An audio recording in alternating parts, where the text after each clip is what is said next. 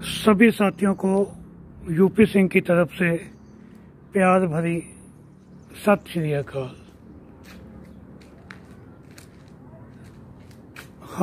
हमारा परिवार, हमारे आस पड़ोस सब परमात्मा की कृपा से ठीक हैं। उम्मीद है कि आप भी सभी परमात्मा की कृपा से तंदुरुस्त होंगे। कोरोना काल के अंदर आपने बहुत कुछ देखा होगा, सुना होगा। मैं आपको एक हमारे मित्र के साथ, जानने वाले समझ लीजिए, मित्र भी नहीं है, थोड़ी जान पहचान है, उनके साथ जो घटना हुई, मैं उनके बारे में आपसे एक बात शेयर कर रहा हूँ। हस्बैंड वाइफ दोनों को बुखार हुआ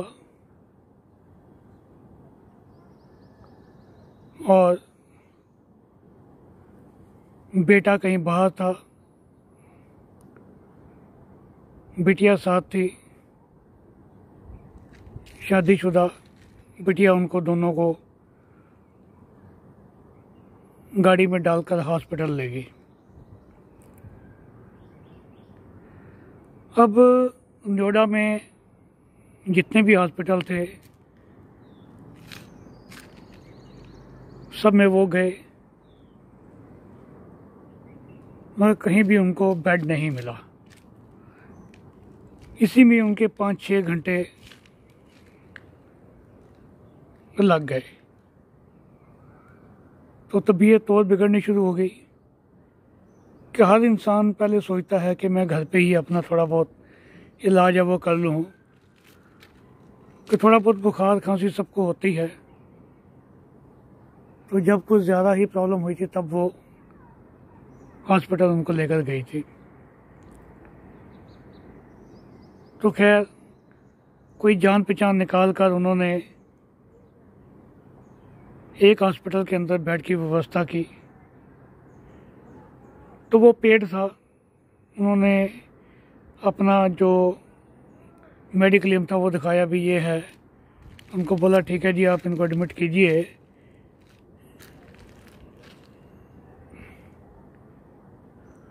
तो पहले ही उनसे उन्होंने 1 लाख रुपए जमा करवा लिए कि कुछ चीज़ें ऐसी होती हैं जिनकी हमें पैसे नहीं मिलते, ये आपको देने पड़ेंगे।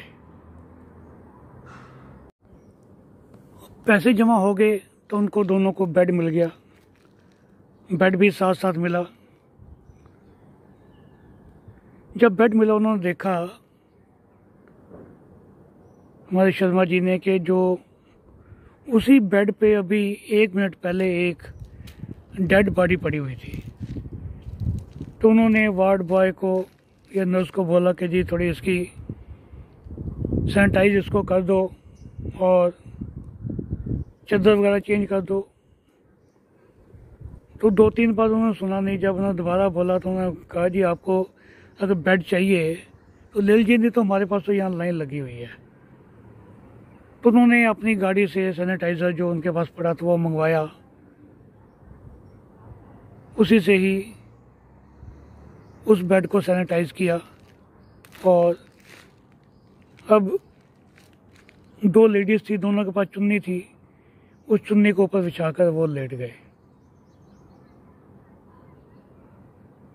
खैर अब अंदर मोबाइल वगैरह अलाउड नहीं होते, छोटा सा उन्होंने एक मोबाइल रख लिया था तब भी। उनका ट्रीटमेंट चालू हो गया। अब पीछे आपने पढ़ा होगा, ये कुछ दिन पहले की बात है कि दिल्ली और एनसीआर में बहुत ऑक्सीजन की कमी हो गई थी। तो उस हॉस्पिटल में भी ऑक्सीजन की कमी थी। तो उन्होंने बताया कि ऑक्सीजन की कमी है तो आप ऑक्सीजन सिलेंडर अपना लेकर आइए। खैर उन्होंने कुछ जान पहचान निकाल ली, बहुत जगह ढूंढा, ऑक्सीजन उनकी बिटिया ने किया, सब काम नहीं मिला। फिर उनको हमने एक गुरुद्वारे में भेजा तो उस गुरुद्वारे से उनको ऑक्सीजन सिलेंडर तो मिल गया।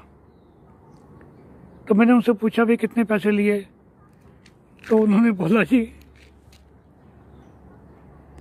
उन्होंने पैसे तो कुछ नहीं लिए और साथ में चाय और ठंडा पानी भी पिलाया। तो शुक्र है गुरु नानक देव जी का, जिन्होंने अपने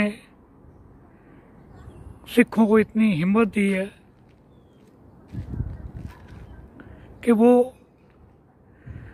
इस हालात में भी दूसरों की मदद कर रहे हैं। मदद हमें सबकी करनी चाहिए। तो खैर ऑक्सीजन लाए, वहाँ पे ऑक्सीजन चढ़ाई गई, काफ़ी हालात ठीक हो रहे थे। फिर हॉस्पिटल में भी ऑक्सीजन आ गई, ऑक्सीजन की ज़रूरत नहीं पड़ी। तो 2 दिन बाद हॉस्पिटल के अंदर भी ऑक्सीजन की कमी हो गई। तो उनके सामने अब हस्बैंड वाइफ 2 बेड थे। अब वाइफ को ऑक्सीजन की ज़्यादा ज़रूरत थी, तो उन्होंने वो ऑक्सीजन हस्बैंड का उतार के वाइफ पर लगा दिया। भी उनकी तो कम से कम सांस रुकी रहे। तब तक कुछ ऐसा भगवान का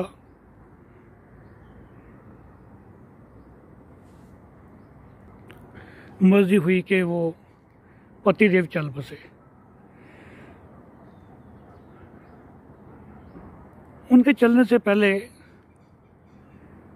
उनको बताया गया कि भी आप 50,000 रुपये और जमा कराओ, आपका भी मेडिक्लेम जो है पूरा नहीं आया, पैसे कम हैं। तो उन्होंने, उनकी बिटिया ने बैंक गए, बैंक जाके काफ़ी रिक्वेस्ट की। अब हमारे खाते 2 नाम पे होते हैं, हस्बैंड वाइफ के, और तीसरा आदमी पैसे निकाल नहीं सकता। कोई एफडी वगैरह थी वो नहीं तोड़ी, मैनेजर से रिक्वेस्ट की, मैनेजर थे नहीं उस दिन। तो पहले तो बैंक के अंदर नहीं जाने दिया कि बाहर लाइनें लगी होती हैं, वो भी बिल्कुल ठीक है कि कई बैंकों के अंदर भी कोविड केसेस हो गए। तो जब बैंक में जाने दिया, नेक्स्ट डे उनको मैनेजर नहीं थे, नेक्स्ट डे गए, वो मैनेजर से मुलाकात हुई। ये अच्छा था कि वो जो गार्ड था